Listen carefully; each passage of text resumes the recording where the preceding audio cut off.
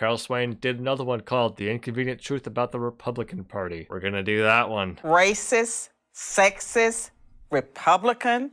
These words are virtually interchangeable. You're goddamn right they are. I'd also add transphobic and homophobic and a bunch of other stuff, but you get the gist. Republican, at least according to most professors, journalists, and celebrities. Do you think she believes in cultural Marxism? I think she does. So are they right? Let's take a look at history. No, let's take a look at things today. Let's take a look at examples of things today. Let's take a look at how pretty much all of them have lined up behind Trump and have essentially tried to doom this country to the cult of Trump and fascism. Well, all right, I know that's jumping the gun. Let's hear it. The Republican Party was created in 1854. Oh my God. The first Republican Party platform adopted at the party's first national convention in 1856 promised to defeat, quote, those twin relics of barbarism, polygamy and slavery. Oh boy. Was that part of it? I guess that would be a Mormon thing at the time. What, Utah wanted to become a state, right? Was that what it was? Whatever. Let's move on. Those twin relics were spreading into the Western territories. Republicans feared that as those territories became states, polygamy and slavery might become permanent parts of American life. One of those is not like the others. Okay, I feel like this is gonna go to a very weird place very fast. Polygamy, the marriage of one man to multiple women, devalued women and made them a kind of property. When I clicked on a video titled The Inconvenient Truth About the Republican Party, I was not expecting these arguments. Please, Dr. Swain, tell me more. Her claim here. Polygamy, the marriage of one man to multiple women. That's a fun definition of polygamy. You heard it here first, folks. It's not polygamy if there's multiple men in the relationship. To us, in our definition, obviously, yes, it can be... It could work like that. What she's referring to would have been Church of Latter-day Saints specifically. I've thought about doing like a whole thing about the Church of Latter-day Saints. That's like a big, deep topic. Joseph Smith and some of the other like church leaders at the time, they did this thing where it was like the voice of God is telling me, you need to divorce your wife and she needs to marry me. Very obviously just like a bunch of fucking creepy cult leaders taking advantage of other people. I'm gonna add to this now. Polyamory is fine as long as everyone involved is consenting and there's not like anyone being abused or taken advantage of. Church of Latter-day Saints, not fine. That was not fine. Devalued women. You're not devalued. Just want to put a pin in this. The way she's saying this makes me feel like it's not necessarily she opposed to the people being taken advantage of in the Church of Latter-day Saints. It feels like she cares about it because it devalues women. That's not quite the argument I don't agree with that. That's not what was wrong with it. And made them a kind of property. Slavery, of course, did the same to blacks, literally. The Democrats were so opposed to the Republicans and their anti-slavery stance that in 1860, just 6 weeks after the election of the first Republican president, Abraham Lincoln, South Carolina, a state dominated by Democrats, voted to secede from the Union. The Civil War that followed was the bloodiest war in U.S. history. It led to the passage by Republicans of the 13th Amendment, which freed the slaves. Glossing over a hell of a lot of history here. The 14th Amendment, which gave them citizenship, and the 15th Amendment, which gave them the vote. In 1870, the first black senator and the first black congressman were sworn in, both Republicans. In fact, every black representative in the House until 1935 was a Republican. So why is it now that there are more black and people of color Democrats in office than there are Republicans now? You guys fucking dropped the ball somewhere along the lines. You lost the plot. I'm going out on a limb, celiacattack, but this woman is arguing against her own self-interest. Really? You think? And every black senator until 1979 was too. For that matter, the first female member of Congress was a Republican. The first Hispanic governor and senator were Republicans. Yeah, you dropped the ball somewhere along the way, guys. The first Asian senator You get the idea. Hold on, I don't actually remember this. I am not familiar with the first Asian senator. Hiram Fong. He is the only Republican to have ever served as a senator from Hawaii. In office, 59 to 77. The son of illiterate Cantonese immigrants. Well, good for him. The first House member who was Asian was a Dem, though. Is that true? List of Asian Americans, Pacific Island Americans, United States Congress. So I guess the second one was Democratic. Oh, but she didn't talk about that. Wow. So in the House of Representatives, the first 8 Asians were all Democrats. Okay, I've seen enough of that. So when she says The first Asian senator, you get the idea. leaving out some details there when you're selectively picking and choosing anecdotes. Okay. Republicans also kept their pledge to defend women's rights. That's why they vote against anything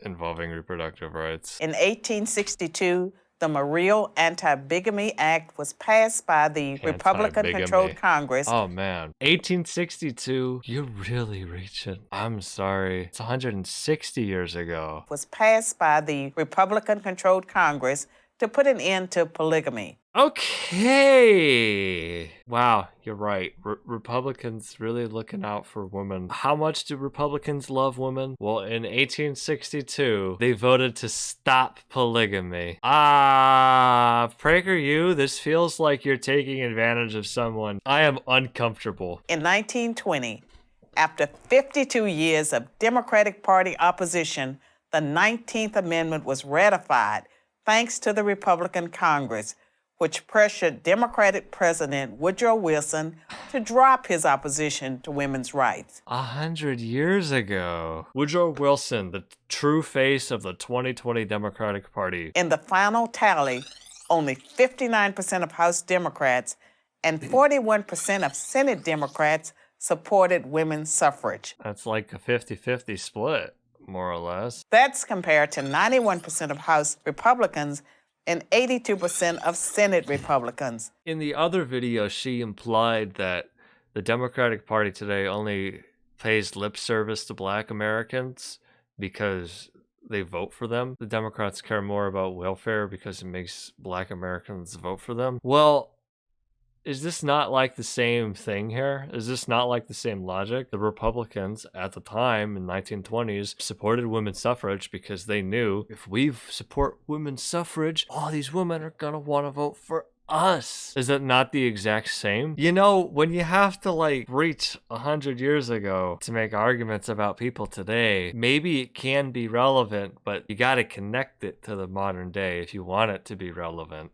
Otherwise, you're just like giving a history lesson. There certainly was a war on women, and it was led by the Democratic Party. Okay. But where Republicans had won a major battle for women's rights, the fight for Black civil rights had a long way to go. Yeah, In the 1920s, Republican President Calvin Coolidge declared that the rights of Blacks are just as sacred as those of any other citizen. Oh, but he didn't do anything about it, did he? Oh yeah, because when I'm hearing someone talk about like politics and they cite Calvin Coolidge at me, I've just lost the argument. I can't hope to stand up against the towering intellect of Calvin Coolidge. Yeah, what is this picture of Coolidge? Oh wow, okay. There's your reason why.